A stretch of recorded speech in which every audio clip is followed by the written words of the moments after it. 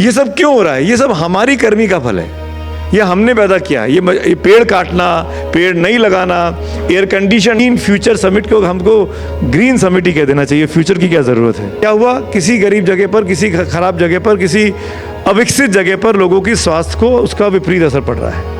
Thank you so much, sir. Now I would like to request the consulting editor of NDTV, Shri Sumit Awasthi ji, kindly come here. He has started his career with Z Media and he is one of the most renowned faces in the news world. He was also the deputy editor of the political news and was also a prime time anchor on the show called Dastak. Please welcome him with a big round of applause as everyone. Thank you ma'am. सुप्रभात, good morning, और बहुत बहुत शुक्रिया इस अवसर के लिए। पंडित दिनेश शर्मा जी को नमस्कार, सादर प्रणाम। विपिन भाई धन्यवाद, गोपाल जी धन्यवाद, थैंक यू राहुल। मंच पर बैठे सभी लोगों का बहुत बहुत धन्यवाद इस मौके के लिए। आपसे पहली बार मुलाकात हो रही है दीपक जी, लेकिन लग ही नहीं रहा कि आप पहली बार मिल रहे हैं।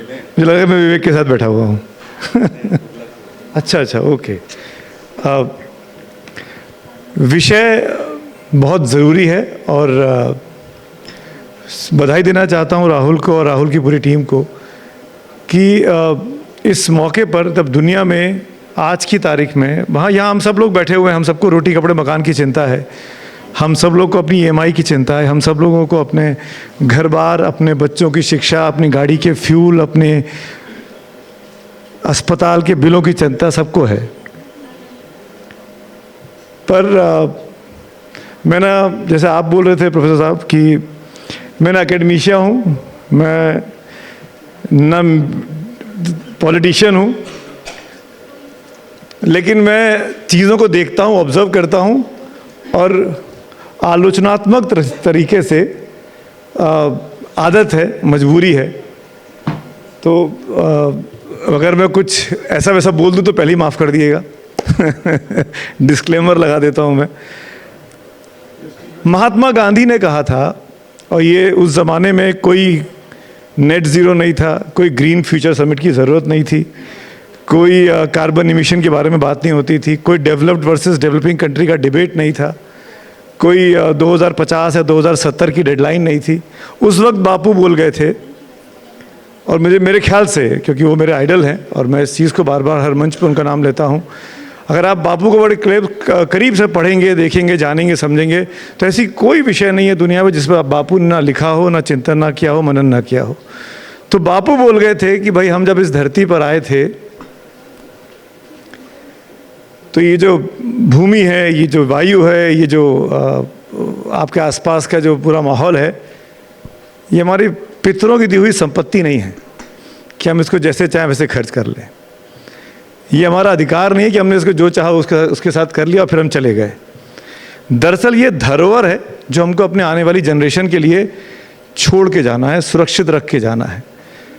तो हम अपने इसको माँ बाप का, अपने परदादाओं का, अपने पुरखों का पैतृक संपत्ति ना समझें कि ये तो मेरी है, मैं जो चाहे वो करूँगा।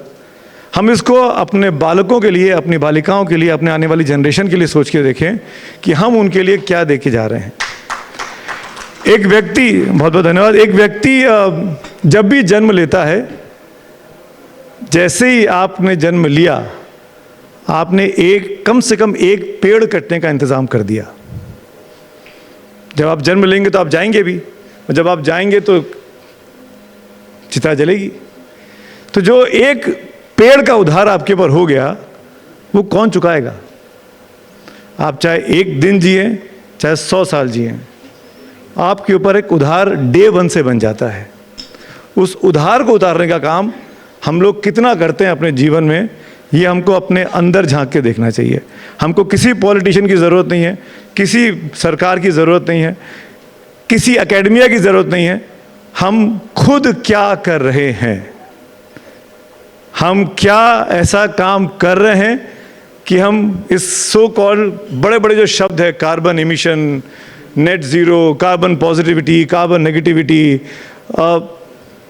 इसका कोई मतलब नहीं है। हम पर्यावरण को बचाने के लिए मैंने क्या कंट्रीब्यूट किया, अगर हम सब जो इस हॉल में बैठे हुए हैं वो सोचना शुरू कर दें कि अपनी उम्र के 30, 35, 40, 50, 60, 70 साल की जितनी भी मेरी उम्र है, मैंने क्या किया अब तक, और बचे हुए जो जीवन के काल हैं, क्योंकि हमको नहीं पता, सिर्फ 3 सेकंड चाहिए होते हैं, ज़िंदगी ख़त्म, एक पेड़ कटा, आप लेटे हुए हैं निगम बोध घाट पे। तो हम क्या कर सकते हैं यहाँ से, इस हॉल से निकलने के बाद, इस समिट से निकलने के बाद, क्या हम ये कर सकते हैं कि हम, जैसे कि मैं फ़ैन हूँ शिवराज सिंह चौहान साहब का, मैंने उस दिन विपिन जी को भी जिक्र किया, वो रोज़ एक पेड़ लगाते हैं, रोज़, आज से नहीं सालों से लगाते आ रहे हैं। अब दिल्ली में आ गए, मंत्री बन गए, हमारे प्रदेश के मुख्यमंत्री थे, रोज़ एक पेड़ लगाते हैं सर। मुझे नहीं पता दिल्ली में कहाँ लगा रहे हैं, पर मैं भोपाल में जानता हूँ तो कि वो कहाँ लगाते थे। भोपाल के आसपास की तमाम पहाड़ियाँ उन्होंने हरी कर दी हैं। हम अगर ये इनिशिएटिव ले लें कि भाई मैं रोज़ नहीं लगाऊंगा, मैं साल में एक लगा दूंगा, उसका देखभाल भी करनी है, ऐसा नहीं लगा के छोड़ दिया, आप लगा के निकल गए, उसके बाद पीछे से बकरी आई खा के चर के चली गई, उसकी रक्षा, उसके संभाल के रखना भी हमारा ही काम है। तो बहुत छोटी छोटी चीज़ें हैं, मैंने कुछ पॉइंट्स लिखे हैं, मैं बोर करूंगा आप लोगों को, कृपया बोर हो जाइएगा आप, क्योंकि ऐसी कोई चीज़ नहीं बोल रहा हूँ जो आप लोगों को पता नहीं है।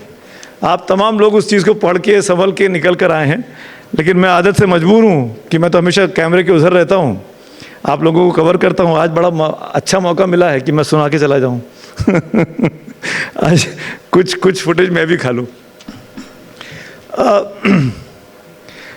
प्रॉब्लम्स हम सबको पता है, मैं प्रॉब्लम पे नहीं जा रहा हूँ, सॉल्यूशंस क्या हो सकते हैं, समाधान क्या हो सकते हैं, वो सबसे ज़रूरी है। अंतर्राष्ट्रीय जगत में ये बहस बहुत चल रही है कि भाई विकसित देशों ने तो जब विकास कर लिया, सब कुछ पा लिया, तब फिर वो हम जैसे देशों को बोल रहे हैं कि अब तुम लोग ग्रीन गैस एमिशन मत करो, तुम लोग विकास के रास्ते पर मत चलो, तुम लोग कर रहे हो, इस चक्कर में पॉल्यूशन बढ़ रहा है। और भारत सबसे तेज़ी से बढ़ती अर्थव्यवस्था आज की डेट में, हम सबको फ़ख्र होना चाहिए कि जिस मंच पर इस वक्त भारत आके खड़ा हुआ है, वो इतनी तेज़ी से आगे बढ़ रहा है कि चीन घबरा चुका है और अमेरिका के घबराने के दिन आने वाले हैं।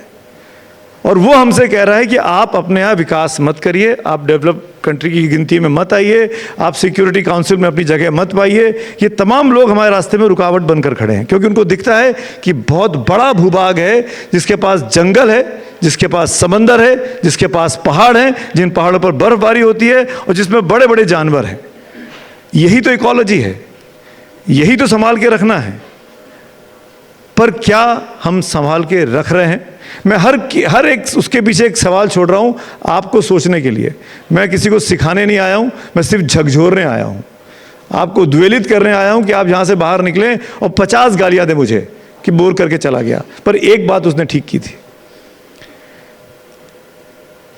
बड़े से बड़े जगह चले जाइए आप। जब मैं समाधान की बात कर रहा हूं, दिनेश जी, हम सब 5 सितारा होटल में बैठे हुए हैं, बड़े से हॉल में बैठे हुए हैं। हम ये मान के चलते हैं कि हम महंगी चीज़ों का इस्तेमाल करते हैं तो वो अच्छी होती होगी, वो उसमें तो खराबी हो ही नहीं सकती। ऐसे किसी बड़े से जगह पर, मैं किसी का नाम नहीं लूँगा, बहुत अच्छा क्वालिटी का खाना मिलता है, खाना बनता होगा, खाना बनने के लिए तेल का इस्तेमाल होता है, तेल, घी, लहसुन, प्याज, जो कंज्यूमेबल चीज़ें वो तो चली गई आपके साथ। पूड़ी तली, वो 1 बार तली, 2 बार तली, उस तेल का क्या होता है? आप लोग विषय के जानकार हैं, मुझे ठीक करिएगा, मुझे दिमाग में सवाल है, इसलिए मैं आप लोगों के पास छोड़ के जा रहा हूँ। वो हमने हर चीज़ को रीयूजेबल बना रहे हैं कि इसको रीयूज़ करना चाहिए, प्लास्टिक का इस्तेमाल नहीं करना चाहिए। जैसे विपिन जी ने कहा कि झोला लेके जाइए, पॉलीथीन का इस्तेमाल मत करिए। वो जो तेल निकला, coming back to the oil, उसका क्या हुआ? 5 सितारा होटल से औने पौने दामों में नीचे चला गया, नीचे से और नीचे चला गया, गांव में चला गया, कस्बे में चला गया। जो तेल 1 लीटर था वो घटते घटते 300-400 ml हो गया, पर उसकी कीमत बनी रही, वो बिकता रहा। और वो अंत में जाके क्या हुआ? किसी गरीब जगह पर, किसी खराब जगह पर, किसी अविकसित जगह पर लोगों की स्वास्थ्य को उसका विपरीत असर पड़ रहा है। हम जो यहाँ बैठकर खा रहे थे, अच्छा खा लिया, हमारा रेसिडुअल जो है वो कोई और खा रहा है, आज से 2 हफ्ते के बाद, 4 हफ्ते के बाद वो ख़राब खा रहा है, उसकी सेहत ख़राब हो रही है। हमको उसकी चिंता नहीं है। वो गरीब, हम कहते हैं SDG के 17 नियम हैं, पॉवर्टी हटाओ, उसमें सबसे पहला नियम है, वो गरीबी कैसे हटेगी जब हम उसको अच्छी चीज़ नहीं प्रोवाइड कर पाएंगे? वो अच्छा तेल, अच्छी सुविधा, अच्छा खान पान सिर्फ यहाँ तक उपलब्ध क्यों है, वो वहाँ क्यों नहीं उपलब्ध है? राशन की दुकानों में मुफ्त राशन जो मिल रहा है उसकी क्वालिटी कैसी है? वो क्वालिटी क्या हमारे काम में मदद कर रही है, हमारे विकास में मदद कर रही है? हम लोग इस बारे में सोचते नहीं हैं। हम लोग सिर्फ आई मी माई सेल्फ में रह जाते हैं। तो सबसे बड़ा मुझे लगता है कि सबसे पहला काम है कि हम अपने बारे में सोचें। जैसा कि हवाई जहाज़ में जाओ तो वो कहते नहीं है कि अगर कुछ इमरजेंसी होगी तो मास्क ऊपर से गिरेगा तो पहले अपनी रक्षा करें। तो पहले अपनी रक्षा करें, लेकिन फिर वो ये कहता है कि अगर आप बच गए तो पड़ोसी को मास्क पहना दें अगर उसको मास्क पहनना नहीं आ रहा है। तो जब आप अपनी रक्षा कर लें तो वो जो समाज में चेतना लाने की ज़रूरत है उसके दिशा में काम करें। मुझे ऐसा लगता है, ज़्यादा वक्त नहीं लूँगा राहुल भाई, मैं जानता हूँ कि सबको बोलना है, दिनेश जी को बोलना है, लेकिन 3A का फॉर्मूला हमको इस सोसाइटी में अपनाना चाहिए। 3A क्या है? पहला, अवेयरनेस, जागरूकता। हम जागरूक करें समाज को, अपने बच्चों को शिक्षा के जरिए, सिंपोजियम्स के जरिए, सेमिनार्स के जरिए, विज्ञापनों के जरिए, एडवर्टीजमेंट के जरिए, न्यूज़ के जरिए, अखबारों के जरिए कि क्यों इन्वायरमेंट फ्रेंडली होना, क्यों पेड़ लगाना, क्यों साफ हवा ज़रूरी है। दूसरा है अडॉप्ट। हम कैसे लोगों को अडॉप्ट करना सिखाएं कि आप क्या पहन रहे हैं। हम जो चीज़, जैसे हम यहाँ बैठे हैं इस कमरे में, हर चीज़ में ऊर्जा का इस्तेमाल हो रहा है। हम यहाँ बैठे हैं, इसमें भी ऊर्जा है, एसी लगा हुआ है सर, एसी चल रहा है।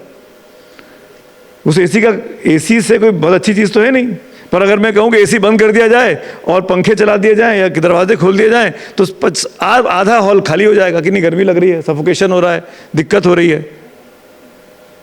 तो वो भी इलाज नहीं है, वो भी इलाज नहीं है कि हम विकास के नाम पर जो दुनिया हमको सिखाती है, जो विकसित देश हमको कहते हैं, हम जैसे गरीब देशों को, जो ग्लोबल साउथ और ग्लोबल नॉर्थ का जो डिबेट चल रहा है इस वक्त दुनिया में, जो भारत जैसे देशों को सिखाया जाता है कि आपको विकास की ज़रूरत नहीं है, आप जो कर चुके हैं करिए, आप बस एनवायरनमेंट संभाल के रखिए, आप अपने आप पेड़ लगाते रहिए, अपने पौधे बचा के रखिए, सारा विकास का काम तो हम करेंगे। अरे क्यों करोगे भाई?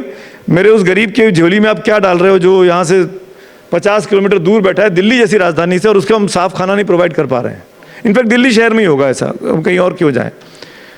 तीसरा है एक्ट, अवेयरनेस, अडॉप्ट और एक्ट। उसके हिसाब से हम नीतियां बनाएं। क्या हम ऐसी नीतियां बना सकते हैं जो कि सरकार का काम है, जो कि आप जैसे जो लोग संविधान सभाओं में मंचों पर बैठते हैं, संसद में बैठते हैं, ऐसी नीतियां बनाएं जो आम जनता को के हितों के लिए काम करे, कि वो गरीबी भी दूर करे, वो आपको नौकरियों का उत्सर्जन के तरीके भी बताए, नौकरियां कैसे पैदा होंगी, इन्वायरमेंट फ्रेंडली नौकरियां। हाइड्रोजन के क्षेत्र में जैसे आपने कहा अभी गोपाल भाई, सौर ऊर्जा के लिए हम क्या कर रहे हैं, पन बिजली योजना के लिए हम क्या कर रहे हैं। ई वेस्ट आज की तारीख में सबसे बड़ा वेस्ट है और हम लोग सोचते नहीं है। सबके पास कम से कम 5 मोबाइल घर में ऐसे पड़े होंगे जो आपने इस्तेमाल करने बंद कर दिए हैं। आपने अपने बच्चे को दिए, बच्चे ने अपने ड्राइवर को दिए, ड्राइवर ने अपने नौकर को दिया, और वो रखा हुआ है कहीं अंत में सड़ रहा है। ये बहुत बड़ा मुसीबत का वो है जड़ आने वाले वक्त में। तो हम इस ई वेस्ट को कैसे यूटिलाइज कर सकते हैं? आप लोग यहाँ बैठे हुए हैं, आप सब इस विषय के जानकार हैं। इस ई वेस्ट का इस्तेमाल कैसे हम नौकरियों के लिए, इन्वायरमेंट के लिए कर सकते हैं आने वाले वक्त में, उसके बारे में हमको रास्ते सुझाएं, उसके बारे में फॉर्मूले दें।